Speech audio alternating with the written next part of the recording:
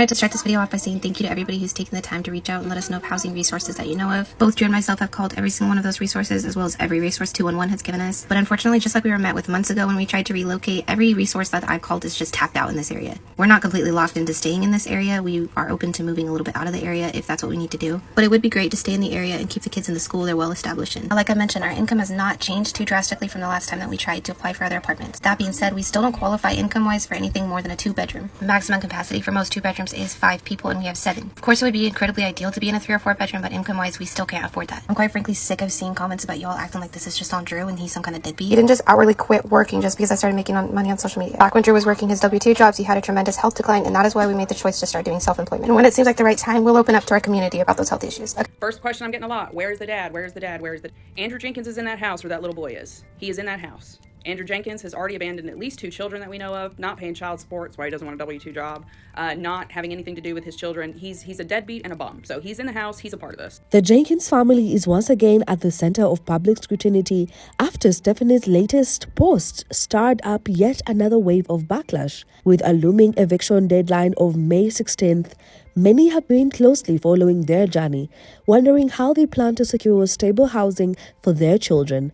But instead of tackling these concerns head-on, Stephanie's latest content shift, prompting an apothecary book, has left the internet questioning her priorities. Stephanie's recent video, which was supposed to be a promotional piece for a paid partnership, showcased her excitement over learning how to mix herbal remedies. She enthusiastically shared that the book was a gift she received through TikTok Shop for her 30th birthday, seemingly oblivious to the fact that her family's housing situation remains unresolved. While the intention might have been to create engaging content and secure some income through sponsorships, the public's response was far from positive. This is the last item I ever received PR. I'm satisfied, okay? Because this is incredible. Let me show you. This is an entire book of herbal remedies. Pretty much anything you could need in your home. Let's just look one up for the heck of it. Soothing syrup for upset stomach, 62. A little bit too far.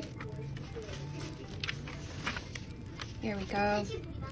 Now it's as simple as some ginger, some raw honey, and some water. Let's look up another one, okay? Let me show you just how many there is. Because, are you seeing this? Oh my goodness, I'm so excited. I just gotta start getting the herbs all built up. That's what is next. Antifungal wart freezing spray. This makes an herbal mama happy. Amish ibuprofen, 170. They're so achievable and easy. Simple ingredients, just a bunch of herbs, plants. I'm so excited to try this out. Her comment section was flooded with criticism. Many viewers expressed disbelief, arguing that this wasn't the time to experiment with herbal concoctions, but rather to focus on securing a home for her children. Some sarcastically suggested she whip up a potion for finding a new place, while others questioned whether the book had a remedy for her husband to land a job. One particularly biting comment read, "Maybe there's a recipe in there for common sense."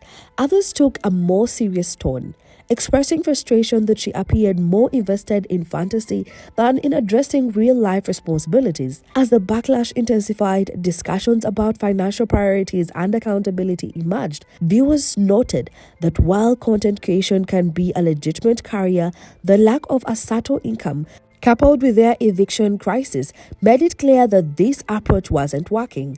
Some even questioned how she continued to secure sponsorships despite her struggles, speculating that companies might not be vetting influencers properly before partnering with them. Aggressive video about how you're getting evicted and basically blaming TikTok because of it. I want to know, was it us or you that set up a camera and told us that you were a bunch of people living in a 1-bedroom apartment where your children sleep in the living room and you and your husband sleep in a bedroom on a bed next to a PS5? Did we do that or you did that?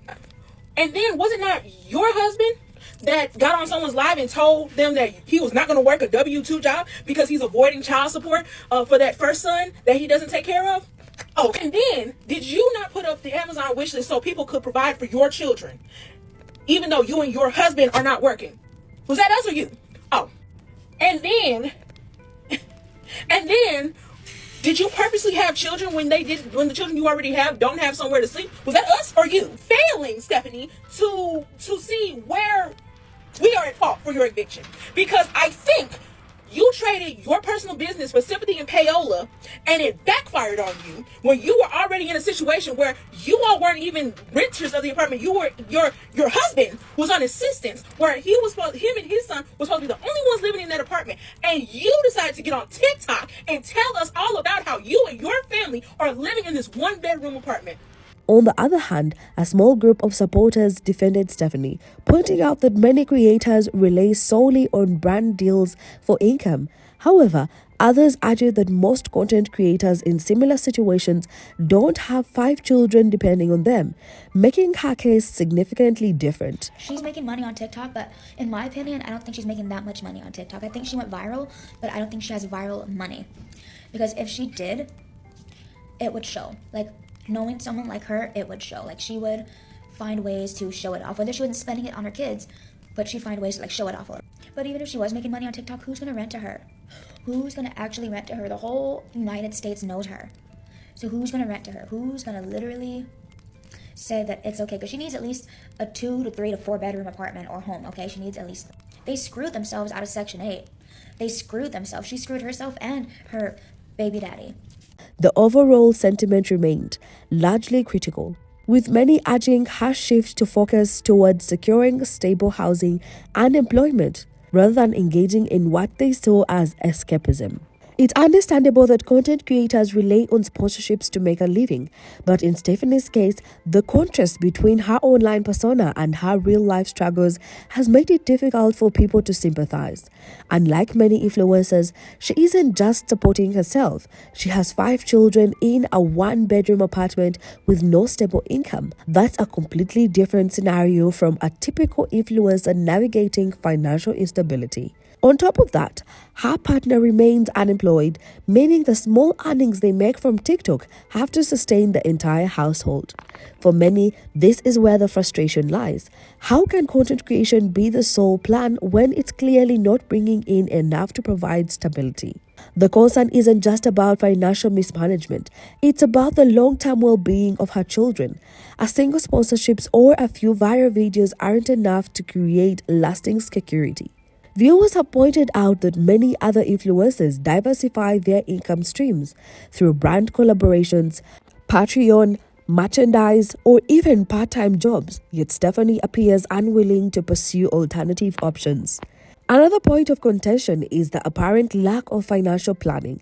Despite having gained significant traction on TikTok in the past, she hasn't used that momentum to build a more sustainable career. Instead, it seems as though she has been relying on the sporadic sponsorships and occasional trending videos to keep her family afloat. Many are asking, where did all the earnings from her viral moments go? Did she ever attempt to set up a savings plan or invest in a long-term opportunity? All right, quick questions and updates as much as I know on this whole debacle, because I know a lot of you have a lot of questions. First question I'm getting a lot: where's the dad? Where's the dad? Where's the... Andrew Jenkins is in that house where that little boy is. He is in that house. Andrew Jenkins has already abandoned at least 2 children that we know of, not paying child support, so he doesn't want a W-2 job, not having anything to do with his children. He's a deadbeat and a bum. So he's in the house, he's a part of this. Second question I'm getting a lot is CPS. Why haven't you called CPS? People have called CPS, okay? That's the first thing. We're gonna get into a couple points here, but that's the first thing. People have called CPS and tried to make reports. The thing is though, Stephanie has said on live and bragged. I literally had a follower that sent me the clip from her live of her sitting there on the live and saying, you think I don't know how to dot my I's and cross my T's when it comes to CPS? She's basically saying she's been visited by CPS enough to know how to cover her ass, right? So there's that. The second thing you guys need to understand is like ripping a child away from everything and everyone he's ever known, right? And then like sending him possibly to the other side of the state, not necessarily the best option, right? Rather than just like getting him snatched into a foster home, what we really need is the authorities to come in and basically kick Stephanie's ass into shape, make her be a mom that she's supposed to be. That's what we need. We need someone with authority to basically be on top of her, coming in, doing random welfare checks every week, that kind of thing. Without a clear strategy, her audience sees her current struggles as a result of poor financial foresight rather than just bad luck. Furthermore, There's growing skepticism about how she continues to receive brand deals. Many wonder how brands choose to collaborate with influencers whose credibility and relatability have been questioned. Some speculate that she secures deals based on engagement rather than reputation. Though if public perception continues to soar, even those opportunities may start to disappear. Ultimately, the issue isn't just about Stephanie choosing content creation as a career.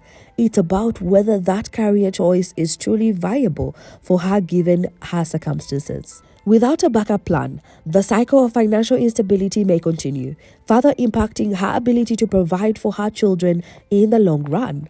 This isn't the first time Stephanie has attempted to draw attention in ways that have backfired.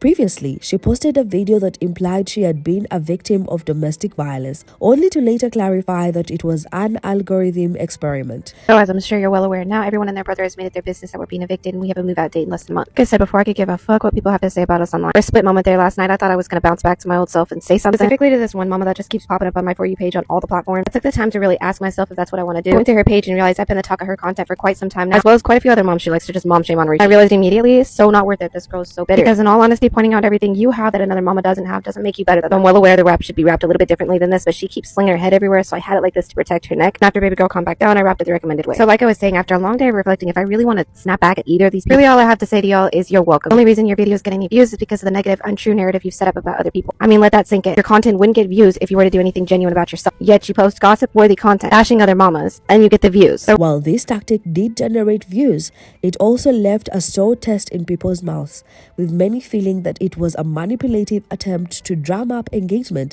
rather than an honest moment of vulnerability. What made the situation worse was her nonchalant explanation afterward. Rather than expressing regret or acknowledging the concerns of her audience, Stephanie brushed off the criticism by calling it a test to see how the algorithm would react to such content. This only fueled the skepticism surrounding her authenticity.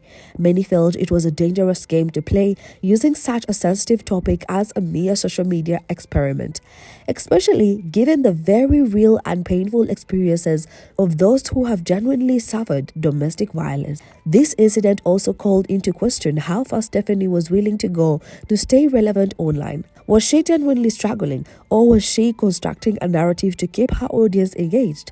Some viewers pointed out the inconsistencies in her past storytelling, leading them to believe that she shifts narratives based on what will generate the most sympathy and engagement at any given moment. Others expressed disappointment, feeling betrayed by someone they once supported, now questioning whether any of her struggles were real or if they were all just a carefully curated spectacle for clicks and views.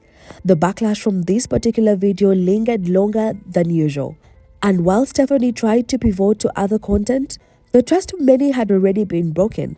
It became a defining moment that solidified the skepticism surrounding her online presence, making it increasingly difficult for her to regain credibility. Adding to the confusion, Stephanie later addressed the eviction situation in a way that downplayed the severity of what's happening. In a video captioned "One of the latest Sunday resets I will be recording in our one bedroom," she painted the move as a natural transition from their growing family. She spoke about feeling bittersweet over leaving a home she had lived in for 3 years, but remained optimistic about what's ahead. She even suggested that it was God's timing for them to move out, explaining that they had tried to leave before but were denied. we got 19 days until move out date. Yeah, you heard that right, 19 days. So here's to one of the last Sunday resets in our home before we move. As excited as I am for new growth opportunities for our family and moving into a better situation, I'm definitely a little bittersweet. This is the home that's housed us for the past 3 years, the home that we've grown our little family in. I mean, we've had two family Christmases here and multiple birthdays. We added 2 awesome members to our family. We've just shared a lot of amazing memories in this little home. This raised even more questions. Denied by whom? Was it her partner, the landlord, or was it simply a reluctance to move because the rent was low? Based on court records, Stephanie and her children moved in with Drew while he was paying a significantly reduced rent.